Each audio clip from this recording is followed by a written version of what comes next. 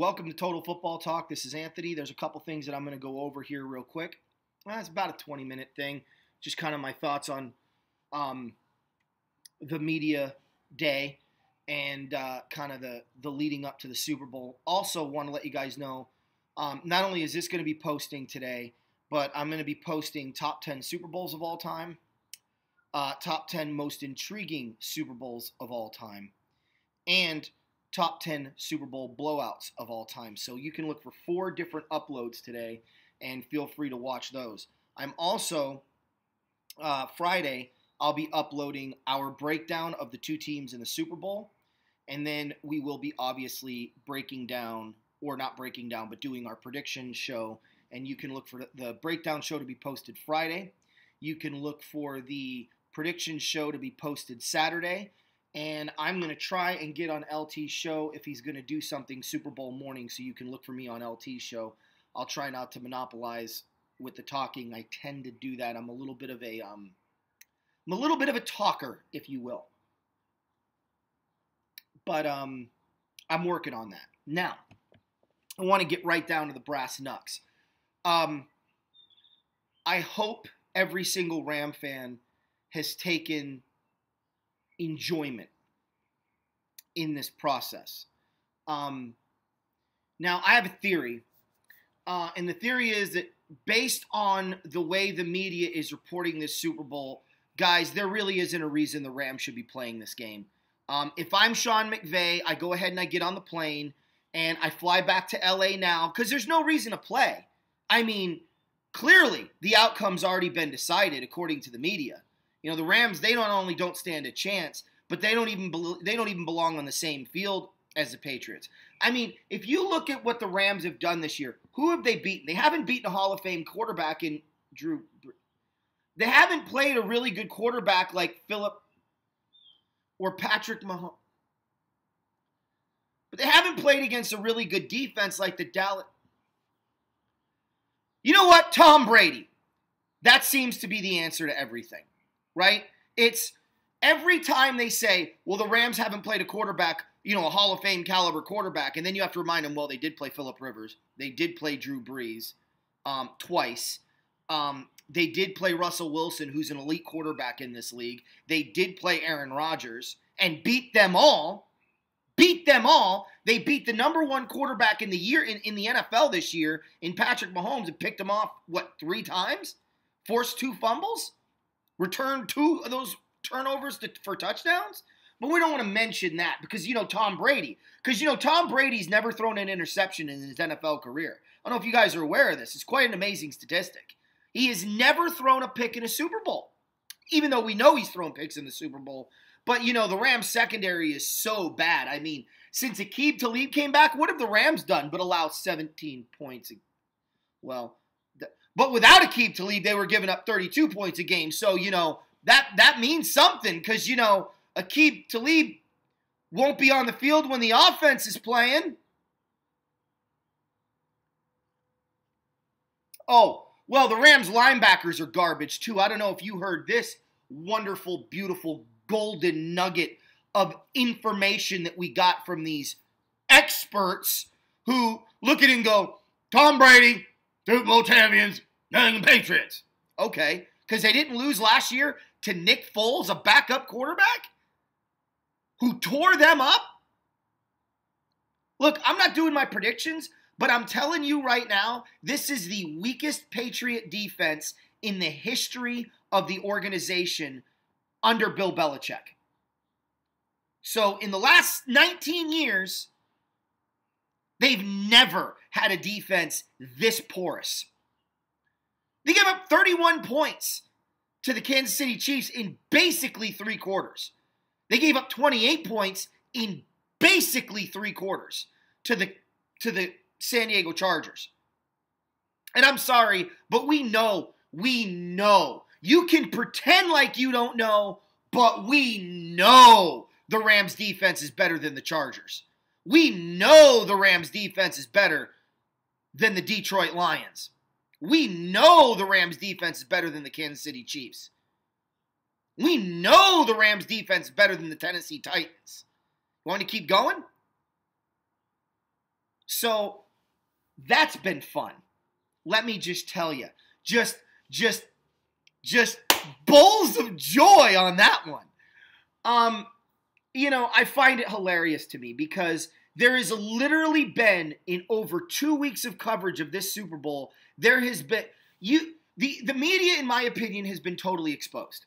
They've been totally exposed. They have totally been exposed as people who've not watched a Ram game this year. Okay? They've watched every Patriot game probably twice, but they have not watched a single Rams game. I'm wondering if they've even missed a few highlights along the way. It's fine. Because at the end of the day, as I used to tell my players when I coached, boys, it doesn't matter if you're favored to win. It doesn't matter if you're favored to lose. What matters is what you do between those white lines for 60 minutes. If you play your game, if you dominate and play the way you know you're capable of playing, and most importantly, just do what your responsibilities are, you're not going to lose. You're not going to lose. So you don't have to worry about what people think about your team. But it is mind-boggling that we are now, 3 days away, basically? Today's Thursday, so don't count today. Friday, Saturday, 3 days away from the Super Bowl. You want to count today? Fine. 4 days away from the Super Bowl. And these people still don't know a damn thing about the Rams, especially outside of Aaron Donald, Todd Gurley, and I don't even think they know anything about Jared Goff, except they thought he was a bust and he proved them wrong. I'm going to touch on that in a minute. So, what are we talking about, Anthony? Let me tell you what we're talking about. The Rams linebackers are garbage? Abikuam? Really? Dude's a stud. He's making plays everywhere. I did hear one person say that. But the most underrated linebacker, maybe in professional football history, is Corey Littleton. When the Rams decided that they were going to stop Alvin Kamara, who did they put on him? Corey Littleton. Go back and watch the game. They chipped him, giving Littleton time to get there, and then Littleton owned him. When the Rams needed a big blitz in the last 4 weeks of the regular season, who did they send? Littleton. Corey Littleton. When the Rams have gotten a huge blocked field goal this year, who's done it? Oh, number 58, Corey Littleton. When the Rams got the sack on Drew Brees in the third quarter of the last football game, who was the one that stopped the inside deep in that Michael Thomas was running, forcing Brees to bring the ball down? Oh, that's right, Corey Littleton. Who was the one that forced Drew Brees to hold the ball a little bit longer in overtime so Fowler could get there and rock him so the ball could get intercepted? Oh, that's right, Corey Littleton. I told you guys, one of you subscribers, and I love you guys because you have no problem giving me crap. And if you think I'm getting a little too over the top with something, you put me in check, and I love that about you guys. I really do. And sometimes I have to explain what my enthusiasm is really meaning or really saying. And in this case, I had a guy tell me, can we not put Corey Littleton in the Hall of Fame just yet? He's having a good start to the year, but he's not a Hall of Famer. I agree with that. And the statement that I had made back then was that he has Hall of Fame potential. That's all that meant, right? And Corey Littleton this year was a Pro Bowler. Yeah, you could tell me he was on special teams. He was also a linebacker alternate. But think about that.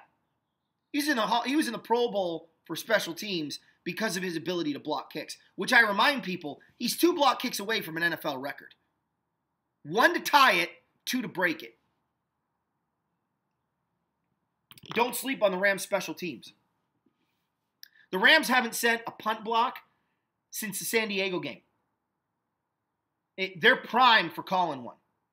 Don't be surprised if you see one in the Super Bowl where the Rams go in and block a kick and really bury New England, into a hole early on. But we all know holes early on don't mean nothing for the New England Patriots. Now, I took offense to that because you guys watch this show every day, and I told you the linebackers scare me. That's a weakness as far as I'm concerned until they prove otherwise. And by about week 6, I told you guys, linebackers not a problem. And that has only been strengthened through the course of the season. So I would like to know, NFL Network, why you're paying Cynthia Freeland, why you're paying Willie McGinnis millions and millions of dollars to be analysts on your show when they've not watched a single friggin' Ram regular season game.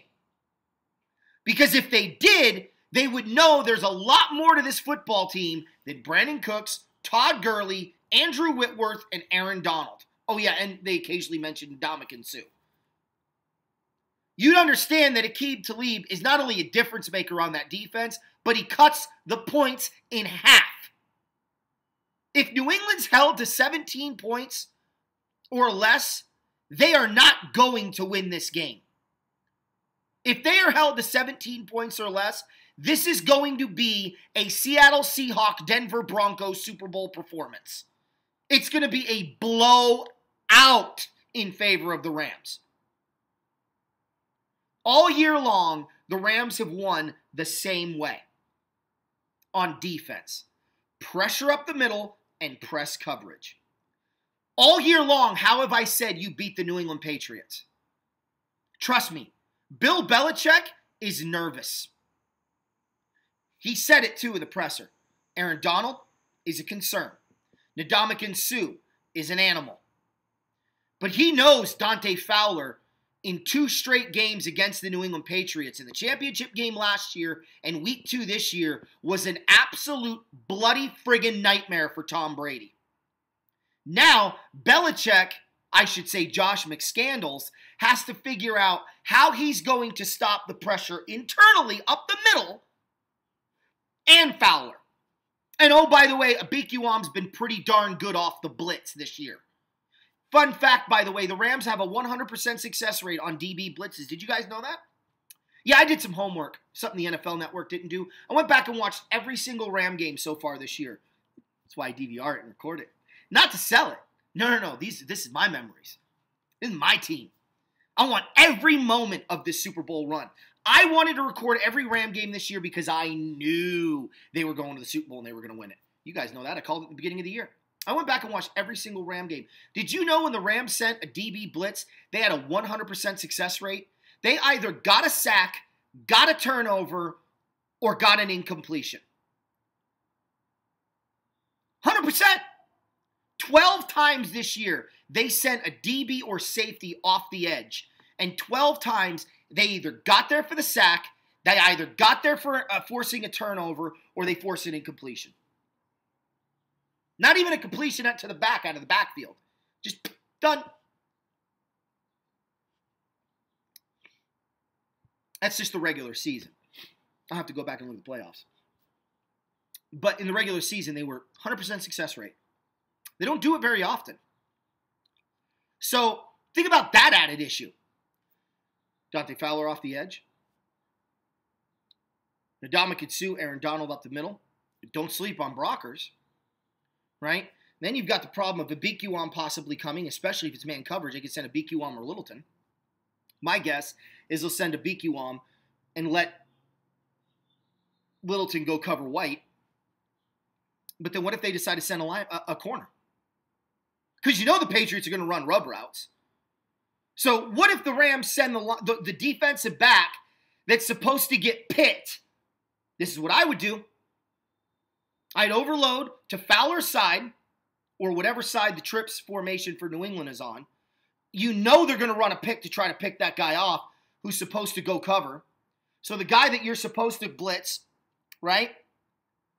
You line him up on, say, Edelman in the slot. You know they're going to bring a guy across the middle to try to pick him and put Edelman outside, and then this guy's going to follow this guy, and then this whole mess happens, and then Edelman's wide open, right? I'll show you exactly what I'm talking about. Okay? I'm not going to draw the whole thing. I'm just going to draw a little bit of it. So you've got this formation, right, that the New England Patriots sometimes run.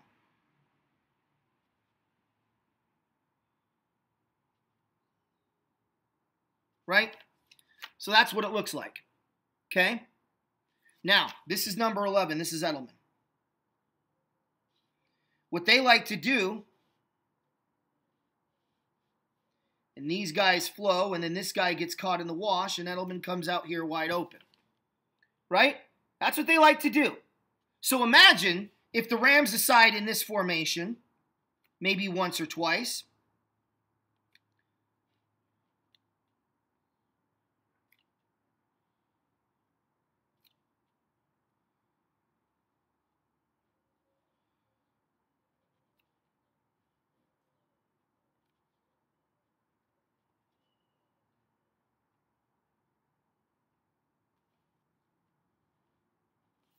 imagine if the Rams do that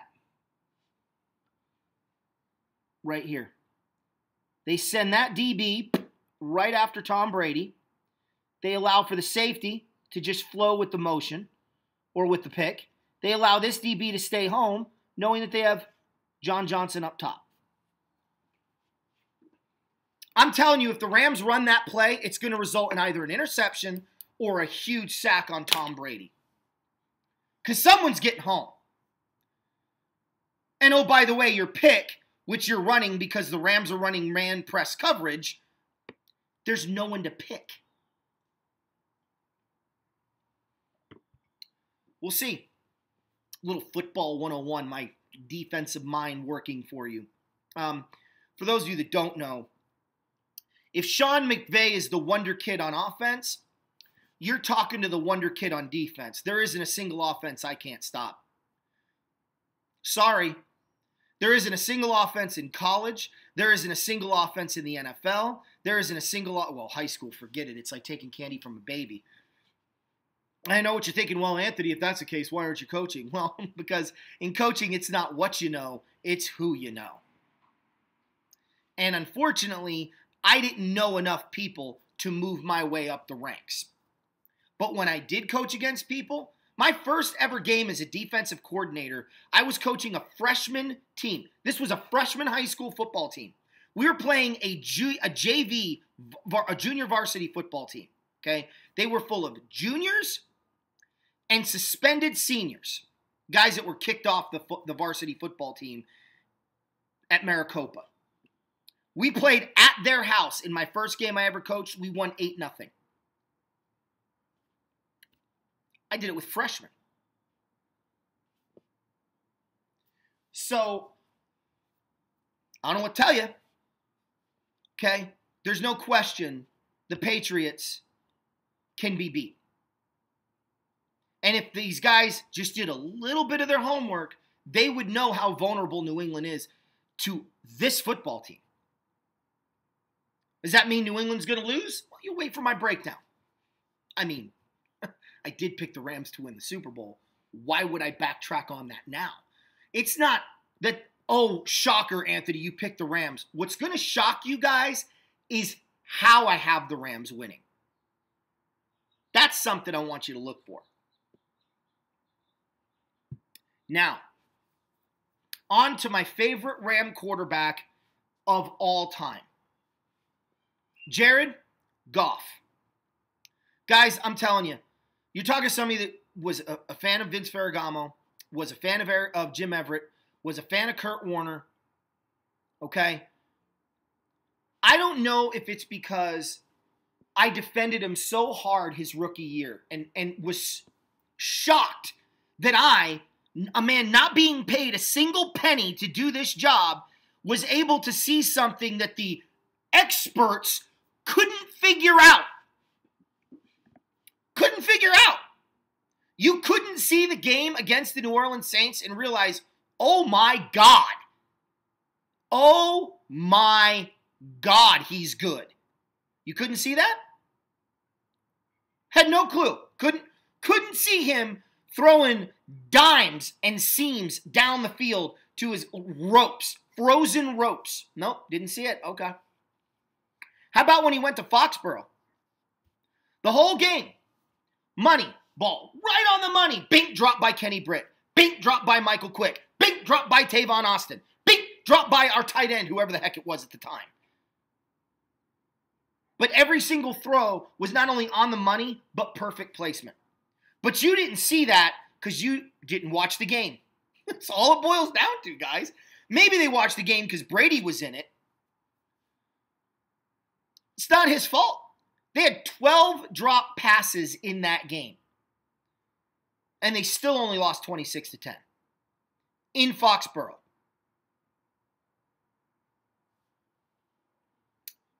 Really?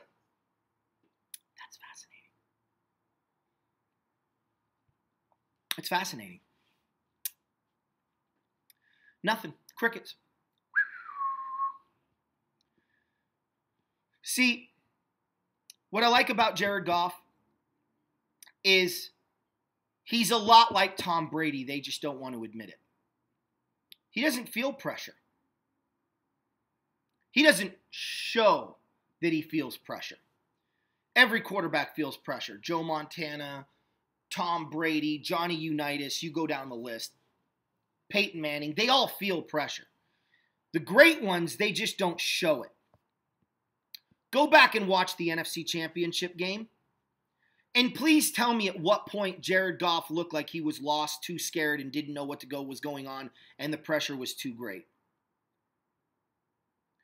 What I love about this kid is every time you say something, media, every time you trash this guy,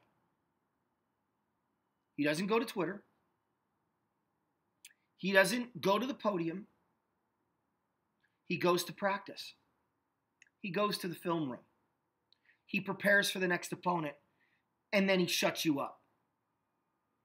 When Jared Goff was outperforming Patrick Mahomes all year long in every department except touchdowns, you barely heard his name mentioned in the MVP conversation. Barely heard it. Then he had his dip, which I'm glad he had his dip, because I think it builds character. It shows that the Rams needed to prove that they could win in more ways. And that's the other thing about this Ram team, man. They can beat you with the run. They can beat you with Jared Goff's arm. They can beat you with their wide receivers making beautiful catches and unbelievable routes. And they can beat you with their defense. And they can beat you with their special teams. They are the most complete football team we've ever seen in a Super Bowl in the last, I would argue, 15 years. The only team that I think was more complete or as complete as this Ram team was the Buccaneers of 2002. Notice, I'm never going to count the Patriots' first 3 Super Bowls. You cheated. You cheated to win. I'm not giving you that acknowledgement. Yes, you have the Super Bowls. Yes, I'll say Tom Brady's been to 9 Super Bowls. And yes, I'll say the Patriots are 5-4 in Super Bowls right now. Okay? But that's the extent of it. I'm not going to put those Super Bowls on an all-time list, and we'll talk about that today later when Eric calls in. I'm not going to put those Super Bowls in perspective when I'm talking about the greatness of the dynasty. Okay? I am completely omitting those from the record of conversation. Because there were some pretty complete teams during that run too. But it's marred and tainted. Okay? The Buccaneers, a lot of people don't realize in 2002, the Buccaneers had an offense now. Okay? Under John Gruden. The Buccaneers had a defense, boys. And their special teams, they weren't blocking kicks and scoring that way. But they were money through the uprights when it came time to kick. They could pin you inside the 20, and they played the field position game better than anybody. Now, the Rams are more complete than that team. If you want a team more complete than the Los Angeles Rams of 2018, you're going to have to go back to a Green Bay Packer team of 1996. You got to go all the way back to 96 if you want to find a team more complete than the Rams. Because not only did that team block kicks with Leroy Butler off the edge, but they return kicks now with Desmond Howard. They could run the ball, boys and girls. And they had one heck of a quarterback and a great wide receiving core and a defense that could shut you out as easily as the offense could put 50 on you. That was the most complete team I had seen in quite some time. Although in the 90s, it's a little more consistent. The 94 Niner team was pretty good, right? The 96 Packer team was real good. That 93, 92 Cowboy team was awfully good. That 91 Redskin team was one of the best I've ever seen. The Giants and the Niners in 90 were unbelievable. The 89 Niners, phenomenal. Like, balance was normal. But then, Denver had that great offense and defense, but they weren't special teams. Right? The Rams in 99, offense, defense, that 99 team was pretty special. They did have it all too. Now that I think about it.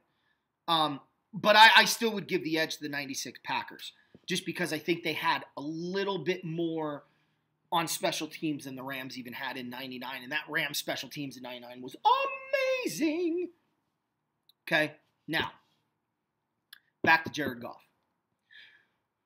So, one of my subscribers, and forgive me, I don't have my phone with me, otherwise I'd get that name. I'll get it up for the next show that I'm filming today with Eric. But he showed me a Twitter clip of them announcing Jared Goff's name and no one applauded. Crickets. And then Tom Brady and everybody applauded. You know what that was called, guys? That was called the fans weren't there anymore. A lot of the Ram fans and a lot of those people had kind of left, and we were left with the media. And you also notice that it didn't really bother Jared Goff. Just kind of stone-faced on that shot. Take a look at it if you get a chance. It's pretty awesome. It's actually on one of my video clips, a link that you can click on and check it out. It's embarrassing for the NFL because Tom Brady, his rookie year, wasn't treated this poorly. And Tom Brady in his first Super Bowl. But it's almost like they can't stand Jared Goff because he proved him wrong, so now they're out to destroy him. Ain't no mistake about it. That's what the media does today. And I don't care what media outlet you're watching, whether it's sports or politics.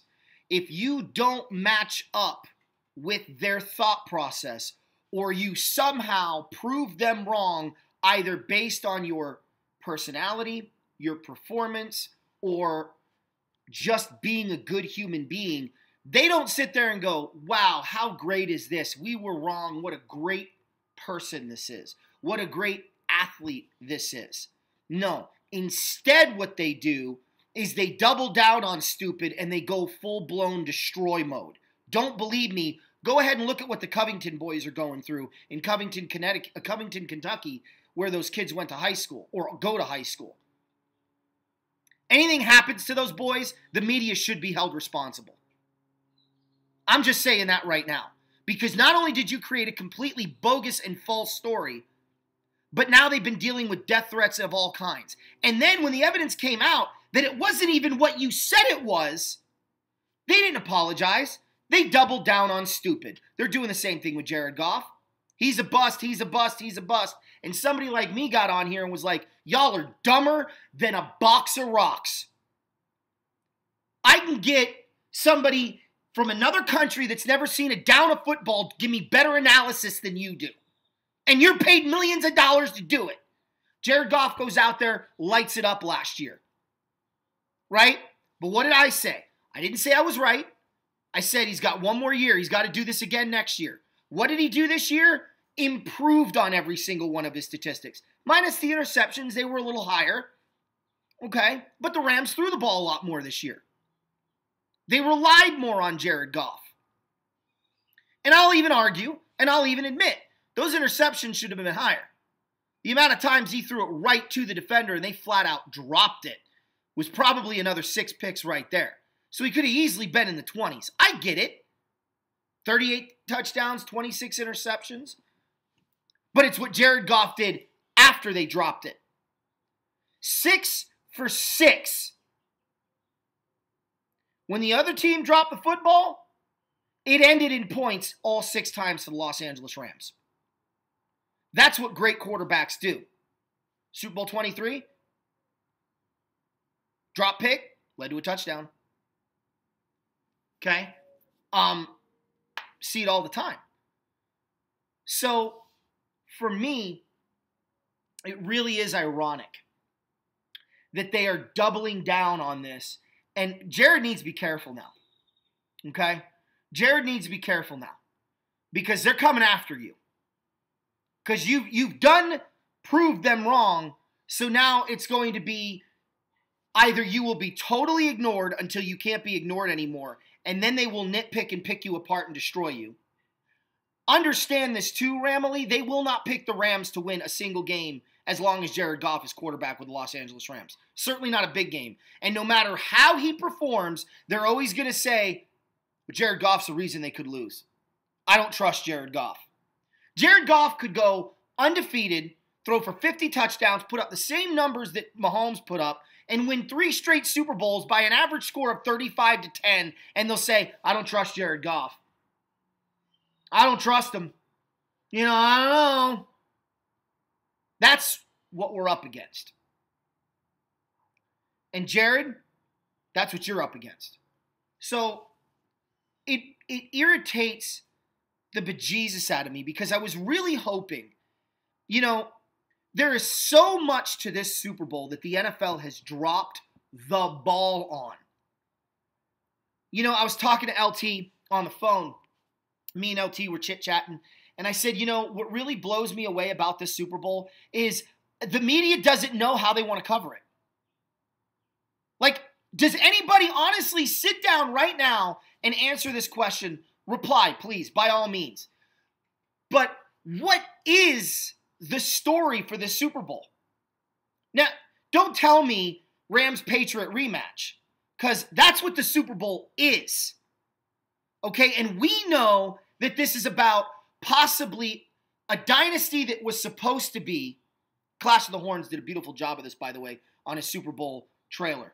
Unbelievable. If you guys haven't had a chance to see it, go to Clash of the Horns YouTube page and watch that video. It's the best piece of art, and that's what it is. It's art. It's the best piece of art I think I've seen in all my years of watching Ram football. It's better than anything CBS, NBC, Fox, NFL Network, anyone's ever put together. It's worth every second of your time. But we know what the storyline is to this Super Bowl. That's not my question. My question is, what is the media's storyline for this Super Bowl? There isn't one. It's weird. It is so bizarre that they have just completely fumbled the ball, which, Saint fans, it's more proof that they didn't rig it for the Rams to go to the Super Bowl. If they had the Rams going to the Super Bowl and they were going to beat you regardless, and this was the matchup, don't you think the storyline would have been a lot more fluid and consistent? And you'd know it as soon as I ask you what's the storyline, this is it. I have a clue. It's like they had their Drew Brees, Tom Brady script already written, and then it didn't happen. And they were like, well, crap, have you seen any Ram games this year? Just the playoffs. Have you? No. What about you? Rams, come on, they're losers. Who's going to watch them? We had them picked to go to the Super Bowl. Why didn't anyone watch their games? Because we didn't actually want them to go to the Super Bowl. And now what are we going to do? And that's exactly what it's looked like. It is exactly unfolded that way. You've got a bunch of overpaid idiots that don't know the game of football, even though you played it, Willie McGinnis. They got all these athletes, and all they can talk about is, when I was in the Super Bowl. That's fantastic. That's good information on day one. But I don't need to know how you prepared for the Super Bowl a 7th straight day, Willie McGinnis. How did you prepare on Wednesday? How did you prepare on Tuesday? How did you prepare on Thursday? I don't care. One day. Good. Great. What's it like being in the Super Bowl? Valid question. They don't have a friggin' clue about the Rams. And it's more and more evident as this week unfolds. There's been no story on John Johnson, the Rams safety out of Boston College. It's had an amazing year and had essentially the game-winning pick in the NFC Championship game. They haven't even mentioned his name. The storyline about Brandon Cooks being in New England, they covered that in passing. Jared Goff going from bust to Super Bowl, nothing. Nothing. Todd Gurley, Aaron Donald were getting plenty of that, and I'm glad about that. Aqib Talib, nothing.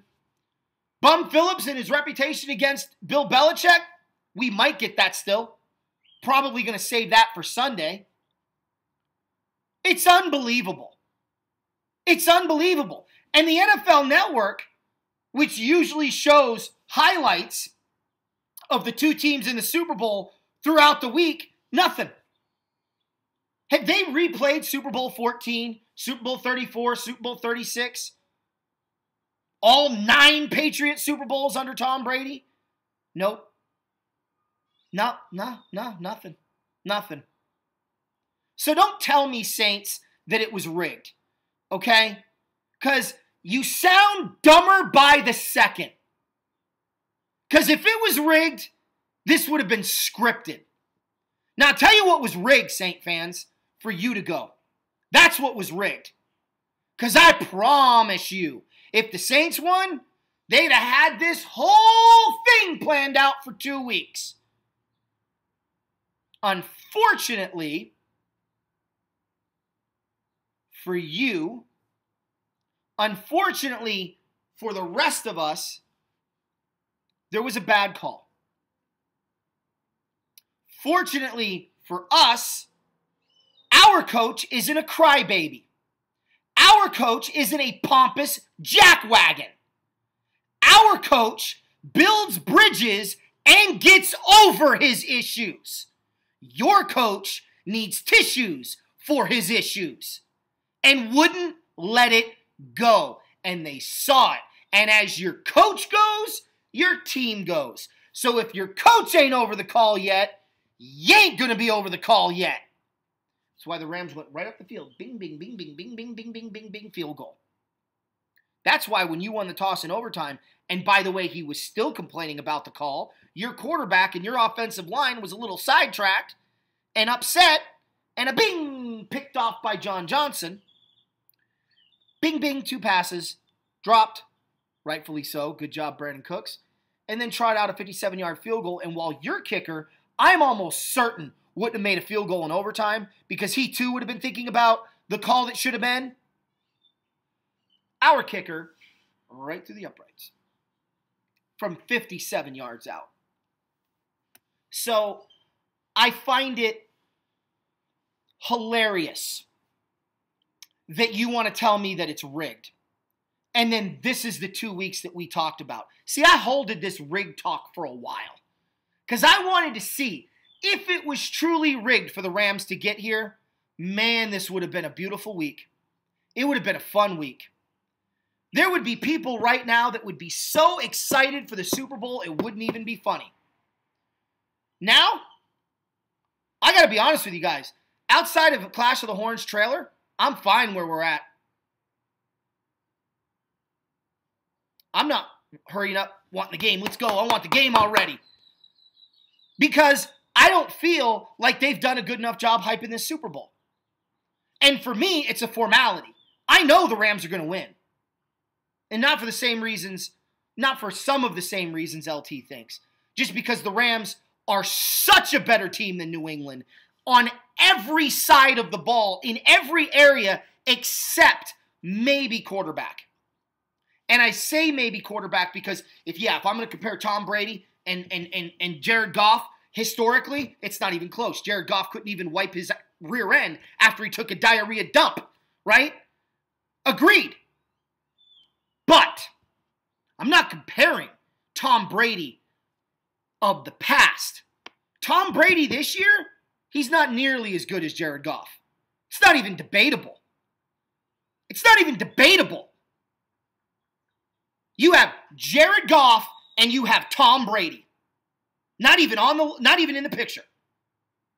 This year. Historically, Tom Brady, Jared Goff. Again, not even on the picture. I get that.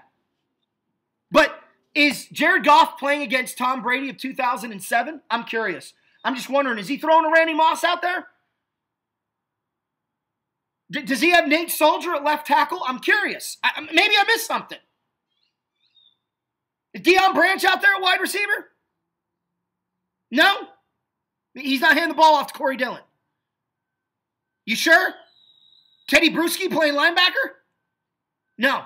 See, we're not playing that Patriot team. We're playing overrated Dante Hightower. We're playing an offensive line that is mediocre at best. And the only reason Tom Brady hasn't been sacked this year is because this postseason is because everybody thinks it's a really good idea to play 9 to 12 yards off the line of scrimmage from the wide receiver. So all Tom Brady has to do is go bing, bing, bing, bing, bing. Hell, I could make those throws and not get sacked. Now, I will give him credit. He's been unbelievable this year in the postseason going downfield. But at that point, they're blitzing. And notice how they're blitzing. They're blitzing from their linebacker position. Well, that's easier for the offensive line to pick up. Now he's going downfield. And he is going downfield. I'll give him credit there. It's hysterical to me. It's not the same quarterback. So I don't even think the Patriots have an advantage at that position.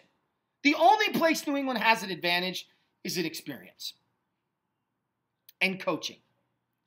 That's it. Coaching and experience. Now, I'll tell you, coaching makes a big difference. We know that. As a fan of a team that once had Jeff Fisher as our head coach, we know that. So, what now? So please, Saint fans, I know it's a tough loss to get over, but let's quit this NFL is rigged garbage. Because part of rigging it for an outcome that you want is because you have a prepared storyline. Because the people that are covering the Super Bowl actually know the two teams. Boy, the NFL Network's been exposed, boys. I mean, I got to say, outside of Good Morning Football, it has not been a good look for any of these other shows. Good Morning Football has been great this last 2 weeks. But NFL Total Access, any of these NFL shows, Primetime Deion Sanders show, they all look bad. They look like they haven't watched a single damn game. They've been doing highlights. Hey, send me the highlights of the Ram game so we have something to talk about. I can prove it right now. C.J. Anderson didn't even get, you ball, you get the call. I love you, Deion. I do. You're great. By far, you are my other show, the only other show that I watch on the NFL Network. I want to make that abundantly clear right now. Okay? But you ain't been watching no Ram games. Not this year. Okay? Because you ball, you get the call, and C.J. Anderson never got the call. It took Todd Gurley to call you and be like, hey, what's going on, Prime?